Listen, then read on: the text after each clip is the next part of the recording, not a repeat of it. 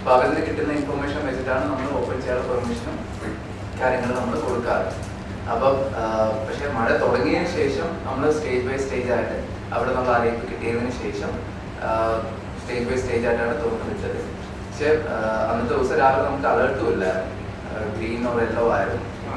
പക്ഷെ എന്നാലും കുറച്ച് പ്രിപ്പയർഡ് ആയിരിക്കേണ്ടത് അനിവാര്യമാണ്. കാരണം നമുക്ക് 2018 അനുഭവം മതി, അങ്ങനത്തെ കുറച്ച് കാര്യങ്ങളുണ്ട്. പക്ഷെ എന്നാലും കുറച്ച് കാര്യങ്ങൾ പരിശോധിക്കാണ്ട് ഡാം തുറന്നതിൽ എന്തെങ്കിലും അപാകത സംഭവിച്ചിട്ടുണ്ടോ, മുൻകൂട്ടി എന്തെങ്കിലും മുൻകരുതൽ എടുക്കുന്നതിൽ അപാകത സംഭവിച്ചിട്ടുണ്ടോ എന്നുള്ള കാര്യത്തിൽ പരിശോധിച്ച് വരുന്നുണ്ട്.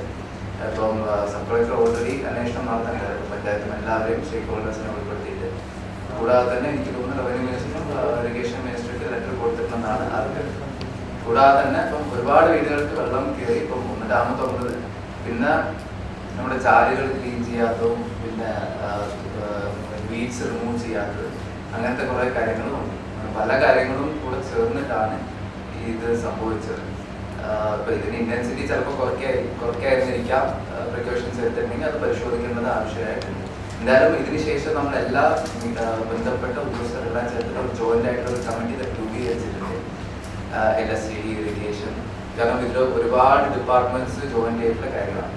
കോൾപ്പാറകൾ, പിന്നെ കനാലുകളുടെ ക്ലീനിങ്, എല്ലാം കൂടി ഈ വെള്ളം എത്രത്തോളം ഇമ്പാക്റ്റ് ഉണ്ടായിട്ടുണ്ട്, എവിടെയൊക്കെ പ്രശ്നം പറ്റിയിട്ടുണ്ട്, അതിന് അടിയന്തരമായിട്ട് സ്വീകരിക്കേണ്ട നടപടികൾ കൃത്യമായിട്ട് ഇത് ഈ സംഭവിച്ചു കഴിഞ്ഞാൽ റിപ്പീറ്റ് ചെയ്യാൻ പാടില്ല. അപ്പോൾ അതിനുള്ള എന്തൊക്കെയാണ് ചെയ്യേണ്ടതെന്നുള്ള ഓരോ മൈന്യൂട്ടായിട്ടുള്ള കാര്യങ്ങൾ പരിശോധിക്കാൻ വേണ്ടി നമ്മൾ ഒരു കമ്മിറ്റീനെ രൂപീകരിച്ചിട്ടുണ്ട്. അപ്പോൾ അവർ ഉടനെ തന്നെ മീറ്റിങ്ങുകളും നടത്തി വേണ്ട നടപടികൾ അത് സ്വീകരിക്കും. അപ്പോൾ അത് കിട്ടുന്നതനുസരിച്ചിട്ട് നമ്മൾ ഓരോ വകുപ്പായിട്ട് ചേർന്ന് റെഗുലറായിട്ടുള്ള മീറ്റിംഗ് നടത്തിയിട്ട് അപ്പോൾ ഇനി ഒരു ഇതുപോലെ റിപ്പീറ്റ് ചെയ്യാൻ പാടില്ല ആ ഒരു കാര്യമാണ് നമ്മൾ നോക്കുന്നത്. പിന്നെ കേരളത്തിൽ തന്നെ ഏറ്റവും മോശമായിട്ട് കിടക്കുന്ന റോഡ് അതാണ്. അപ്പോൾ അതിന് പിന്നീട് ഒരുപാട് കാരണങ്ങളുണ്ടായിരുന്നു അപ്പോൾ അങ്ങനെ കിടക്കാനുള്ളത്. അപ്പം ഹൈക്കോടതിയുടെ ഒരു കേസും ഉണ്ടായിരുന്നു. അത് പ്രകാരം DM ആക്ട് പ്രകാരം ബന്ധപ്പെട്ട ഉദ്യോഗസ്ഥർക്ക് നോട്ടീസും കൊടുത്തിട്ടുണ്ടായിരുന്നു. പക്ഷെ നമുക്ക് ടെമ്പററി വർക്കിന് ജൂൺ മാസത്തിലെ അവസാനം തന്നെ ടെൻഡറായി കോൺട്രാക്ടർ ആയിരുന്നു. പിന്നെ ഇടവിട്ടുള്ള മഴ കാരണം കൊണ്ടാണ് ചെയ്യാൻ പറ്റാത്ത എന്നുള്ളതാണ് KSTB അതിലൂടെ അറിയിച്ചത്. പക്ഷെ അപ്പോൾ അതനുസരിച്ചിട്ട് ആദ്യം 29 ലക്ഷമായിരുന്നു, പിന്നെ 30 ലക്ഷം അഡീഷണലായിട്ട് അനുവദിച്ചു. 59 ലക്ഷം പാച്ച് വർക്ക് ചെയ്യാൻ വേണ്ടി അനുവദിച്ചിട്ടുണ്ട്. അപ്പോൾ അത് പ്രകാരം ഇപ്പം ഇടയ്ക്ക് കുറച്ച് ദിവസം മഴയായതുകൊണ്ട് ഇപ്പം അത് പറഞ്ഞ 2 ദിവസം കുറച്ച് മഴ തെളിഞ്ഞ് നിൽക്കുകയാണ്. നല്ല കാലാവസ്ഥയാണെങ്കിൽ മാത്രമാണ് ചെയ്യാൻ പറ്റുക. അപ്പം അല്ലെങ്കിൽ ടാറിട്ട് കഴിഞ്ഞാൽ അപ്പം തന്നെ ഇളകി വരും. അപ്പം അതുകൊണ്ടാണ് ഇടയ്ക്ക് വിട്ട് വെയിലപ്പോഴും വർക്ക് ചെയ്യാൻ സാധിക്കാത്തത്. അപ്പം ഈ ആഴ്ച തൊട്ട് അപ്പോൾ ടാറിന് വെച്ചിട്ടുള്ള ഫില്ലിങ് തുടങ്ങിയിട്ടുണ്ട്. എന്നാലും അത് ഫുള്ളായിട്ട് തുടങ്ങിയിട്ടില്ല. കുറച്ച് ചെറിയ ചെറിയ ഭാഗങ്ങൾ മാത്രമാണ് ഇപ്പോൾ അത് തുടങ്ങിയിരിക്കുന്നത്. കുറച്ചും കൂടെ സ്പീഡായിട്ടും കുറച്ചും കൂടെ റിസോഴ്സസ് വെച്ച് ചെയ്യേണ്ടതായിട്ടുണ്ട്. അപ്പോൾ ഇന്നലെ പോയപ്പോൾ അവർ ഒരാഴ്ച കൊണ്ട് പരമാവധി തീർക്കാം എന്നുള്ളതാണ് ഉറപ്പ് തന്നിരിക്കുന്നത്. കാലാവസ്ഥ ഇതേപോലെ നിൽക്കുകയാണെങ്കിൽ നമ്മൾ എല്ലാ ദിവസവും അത് മോണിറ്റർ ചെയ്യുന്നുണ്ട്. പിന്നെ പെർമനന്റ് ആയിട്ടുള്ള സൊല്യൂഷൻ എന്ന് പറഞ്ഞാൽ അവർ BMVC പിന്നെ കോൺക്രീറ്റും കൂടെ മിക്സ് ആയിട്ടുള്ള ഒരു പ്രപ്പോസലാണ്.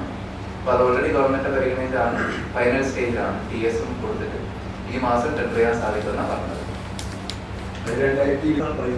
ഇല്ല, അവരെൻ്റെ അടുത്ത് വന്നിരുന്നു. ഇപ്പം നമ്മളിപ്പോൾ ഗവൺമെന്റ് ഇപ്പോൾ കോർപ്പറേഷൻ്റെ മറ്റേ ഫണ്ട് എടുക്കുന്നതിന് തടസ്സം ഉണ്ടാവും.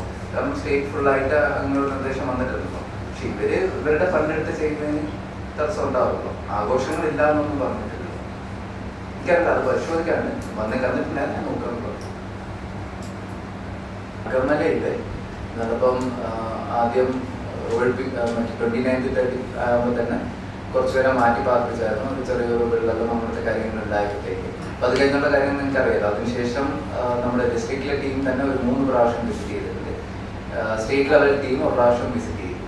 അപ്പോൾ അതിൻ്റെയൊക്കെ അടിസ്ഥാനത്തിൽ ഫൈനലായിട്ട് നമ്മൾ തീരുമാനിച്ച് 2 വീടുകൾ അവിടെ മണ്ണിടിച്ചൽ സാധ്യതയുണ്ട്, അവിടെ എന്തായാലും താമസിക്കാൻ പറ്റില്ല. ആ 2 വീടുകൾ മാറ്റി പാർപ്പിക്കേണ്ടതാണ്.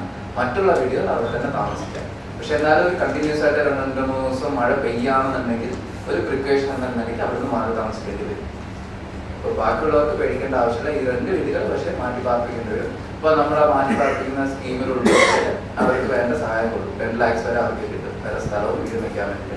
അപ്പോൾ അത് ഫണ്ട് പാസ്സാവുന്നവരെ മുനിസിപ്പാലിറ്റി വീട് വാടകയ്ക്ക് എടുത്ത് കൊടുക്കാമെന്ന് അറിയിച്ചിട്ടുണ്ട്. അതിന് വേണ്ട പെർമിഷൻസും നമ്മൾ DDMന്റെ ഭാഗത്ത് കൊടുത്തിട്ടുണ്ട്.